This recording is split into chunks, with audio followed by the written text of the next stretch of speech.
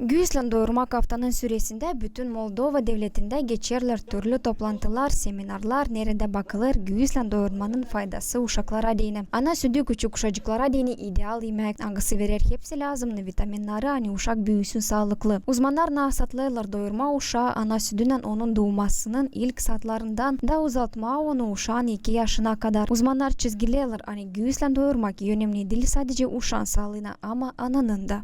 Грудное вскармливание – это одно из главных, я бы сказал, атрибутов в жизни. Ana sütü yen besleyici hem faydalı yemek uşağı deyini. Onsuz zor sağlıklı büyümek hem geliştirme. Bu yen yakışıklı, yen uygulu yemek uşacığın bağırsaklarına deyini. Кишечником ребенка и продуктом, который является питательной средой. Hiçbir de karışım yakın durmur ana sütüne. Sadece ana sütü yen uygun uşağın başarılı fizika büyümesine, onun güyde hem akıl geliştirmesine. Sadece o koruyor genç güydeyi hastalıklardan. В идеальном количестве и в идеальном качестве искусственная смесь.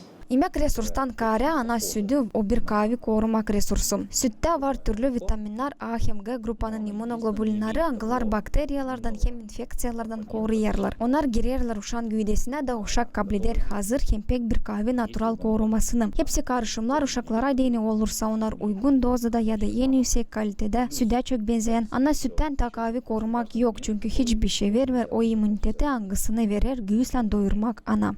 Uzmanlar nişanlarlar ani güyslen doyurmak yiyisirler riski hastalanma güys kançırlan. Bundan kara doyurarken güyslen ana hem uşak arasında peydalanır bir ayrı duygu bağlantı.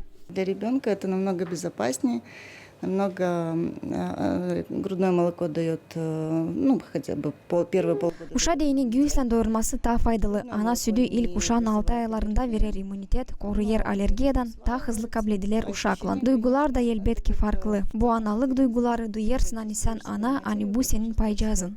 Что вот эта вот часть тебя.